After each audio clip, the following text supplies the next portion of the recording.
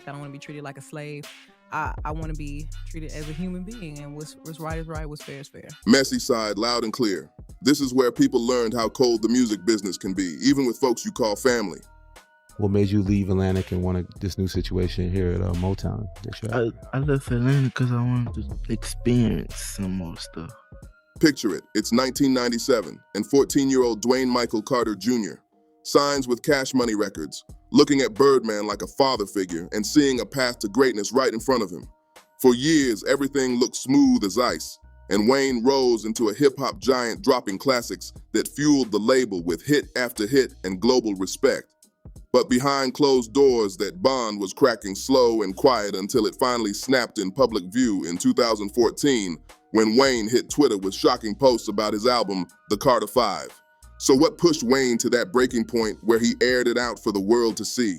According to legal papers from his $51 million lawsuit, the problems were deep in the paperwork and the payments, not just emotions or egos. Wayne said Cash Money owed him $8 million up front just to start the Carter fee, plus another $2 million to finish. But he only received $2 million at the beginning, and the rest never landed like promised. Then the Young Money side made everything even messier because the structure behind the scenes wasn't matching what was on paper. Back in February 2003, Cash Money agreed to launch Young Money as a joint venture, Wayne with 49%, Cash Money with 51%, which sounds fair on the surface, but Wayne claimed they didn't split copyrights properly and filed everything under Cash Money, boxing him out of what should have been his share. Here's where it gets wild. Drake. Young Money signed Drake in 2009, and Wayne was supposed to earn a third of the profits Drake generated, which is major considering how huge Drake became. But the lawsuit said Cash Money never provided full financial reports on Drake's releases, leaving Wayne unable to truly track what he was owed from one of the biggest artists alive. When the Carter 5 finally dropped, it moved around 480,000 equivalent units, proving Wayne wasn't crazy for fighting for his freedom and his numbers. And after all that, he started warning newer artists about that so-called curse tied to certain contracts and labels, pointing to how many early Cash Money artists ended up struggling financially or fading out completely after the shine wore off. Wayne's whole battle turned into a blueprint for the next generation, a clear lesson that even if you're a superstar with hits, if your contract is off, your money and control can still get jammed up, and your label can slow your entire career with a few clauses and delays. The truth is simple but heavy.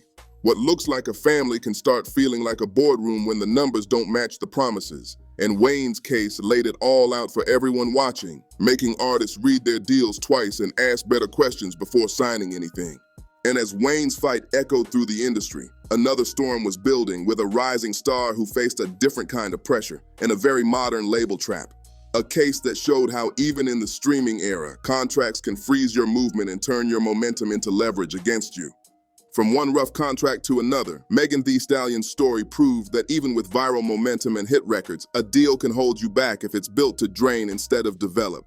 And that shock hit people hard when they saw the numbers next to her streams. Megan signed with 1501 Certified Entertainment in 2018 at 20 years old, right as her freestyles and social buzz turned into real heat. And on the surface, the deal looked like a win, especially with 1501's distribution ties to 300 Entertainment pushing her music wider.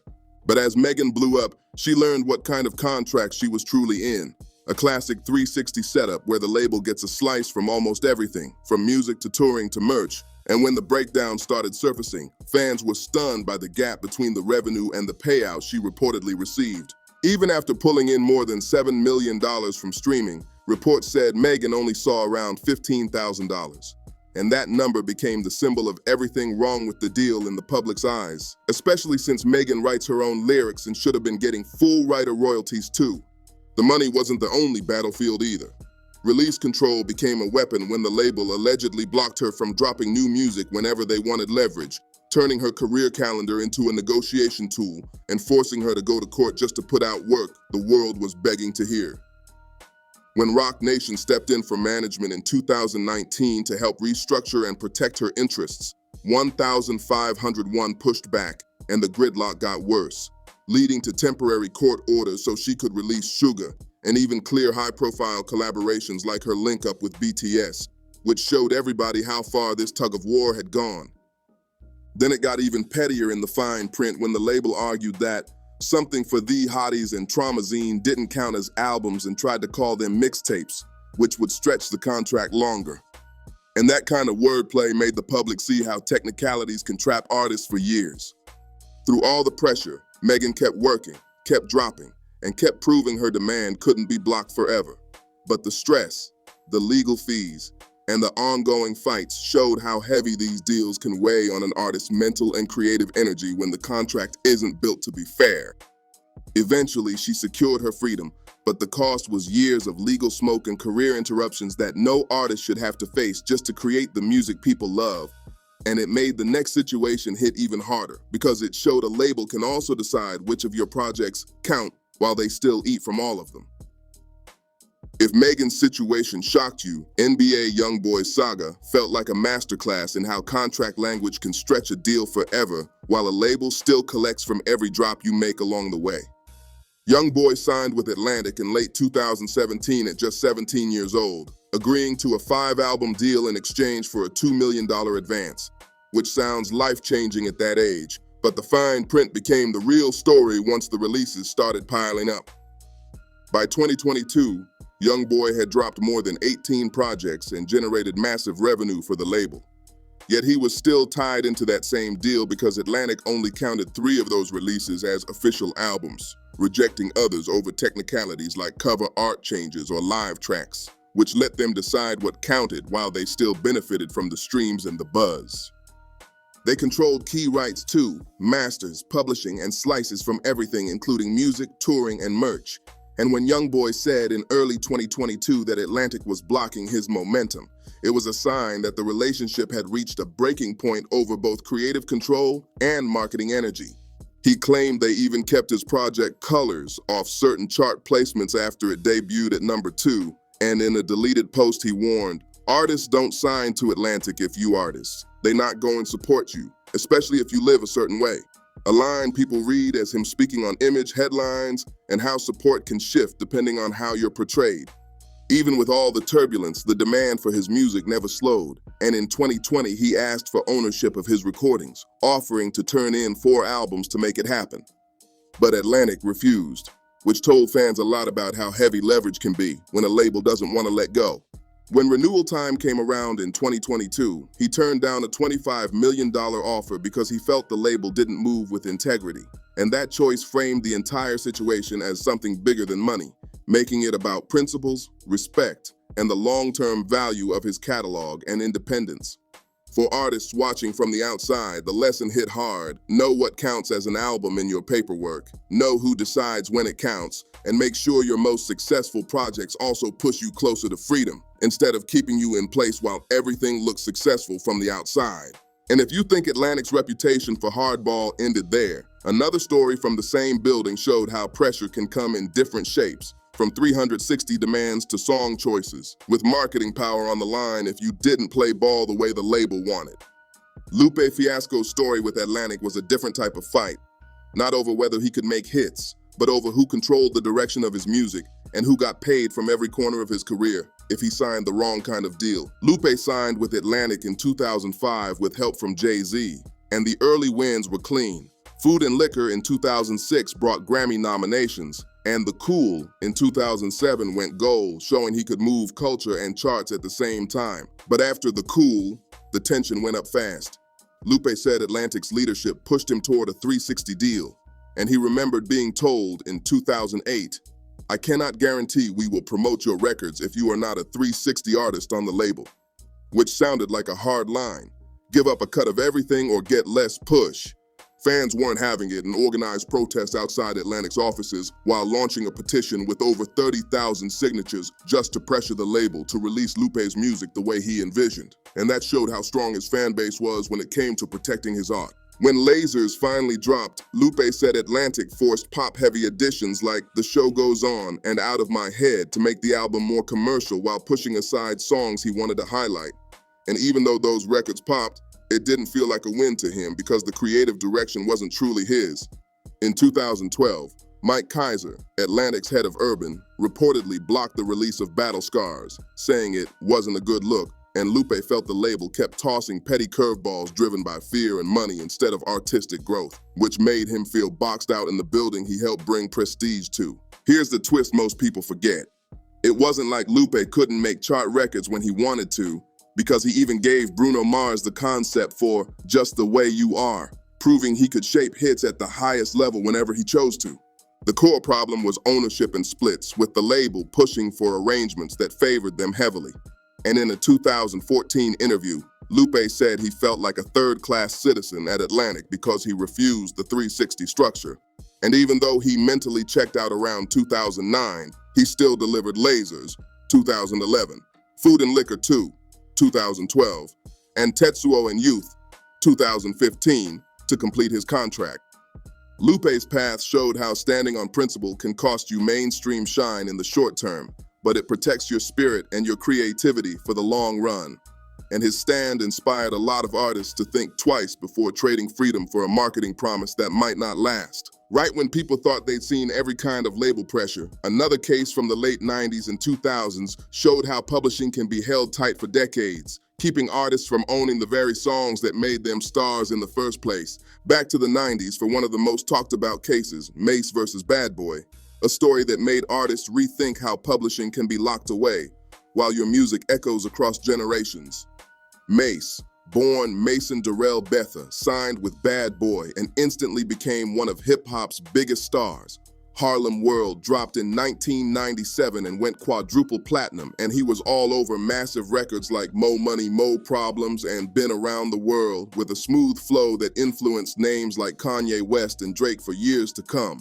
On the surface, everything looked perfect, but when Maize tried to buy back his publishing years later, he said he originally sold it for $20,000 and offered $2 million to get it back, and still got told no, which showed how valuable those rights really are once the hits grow older and keep paying out. The tension went public in 2020 when Maize called out Diddy online, and in 2022 he dropped Oracle 2, The Liberation of Mason Betha, calling out patterns he felt were harmful in the culture and the business. Then, on Instagram Live, he said Diddy surrounded himself with yes men and mistreated people close to him, even mentioning claims where folks tied to Fifth weren't allowed into certain spaces. In 2023, during Diddy's mounting legal issues, publishing rights were finally returned to several Bad Boy artists, including Maize. But the twist is that owning publishing isn't the same as owning masters, so the journey wasn't fully over, even with that big step forward. Shift to the modern era, Waka Flocka Flame versus Atlantic Warner, where the 360 structure showed its sharpest edges and turned a booming career into a long, exhausting fight for control and respect. Waka signed with Warner, including Atlantic, around 2010 as Flockavelli exploded, and the deal eventually shifted into a full 360, the type where labels can take cuts from streams, touring, merch, endorsements, and publishing, while all expenses get recouped from the artist first, leaving a tiny slice at the end. By October 2015, Waka hit a breaking point and unloaded on Twitter, saying the label cut corners, staffed cheap, and treated artists like price tags. And one detail chilled fans when he said after he was injured in 2010, the first question wasn't, "Are you okay?" but whether he could still make it to the studio, which made him feel like a product, not a person. The publishing side, through Warner Chappell, demanded 15 commercially acceptable songs per year, with the label deciding what counted, while also holding rights to future unreleased music and blocking anything that didn't fit licensing needs. And even his YouTube channel had ads running since 2013 while he couldn't monetize it himself. Waka spent hundreds of thousands on legal fees, finally cut ties in November 2016, and became a free agent.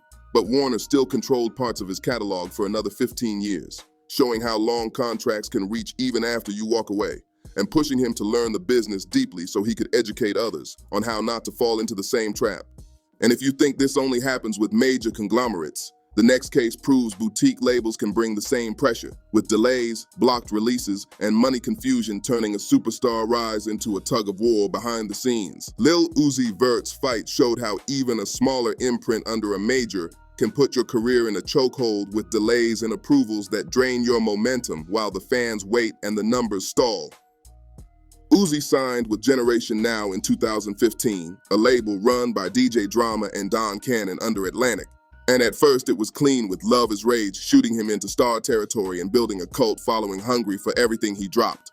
But when it came time for Love Is Rage 2, the tension blew up. Uzi called DJ Drama, an older dude who didn't get the new wave. Drama fired back saying the album wasn't ready, and the back and forth went public as Uzi insisted the label was blocking him at every step instead of letting him feed the demand. Then the money talk hit when reports said Uzi received around 20% from XO Tour Alif 3, rumored at roughly $900,000 out of $4.5 million, while the label kept around $3.5 million. And even other artists chimed in, like when Nav said Generation Now wouldn't approve Uzi's feature on Bad Habits, which Drama denied, but the reputation still took damage. By January 2019, Uzi snapped and announced he was retiring at just 24, saying the delays and the blocks had drained him. And in a late 2018 clip, he rapped about trying to escape his deal, which fans connected to Mace's contract struggle like a new school version of the same old headache. In March 2019, Roc Nation stepped in for management, helped him secure better terms, and the door opened for Eternal Ataki in 2020. Drama later said, the Roc Nation saved Uzi's story made Generation Now look bad, but by 2024, Uzi was still releasing through Generation Now/Atlantic with the energy cooled down, even though those blocked years definitely slowed what could have been his biggest run. Now slide over to Tyga versus Young Money/Cash Money, another tough reality check where early hype turned into years of confusion about money, approvals, and delayed releases that sent him down the independent route just to breathe.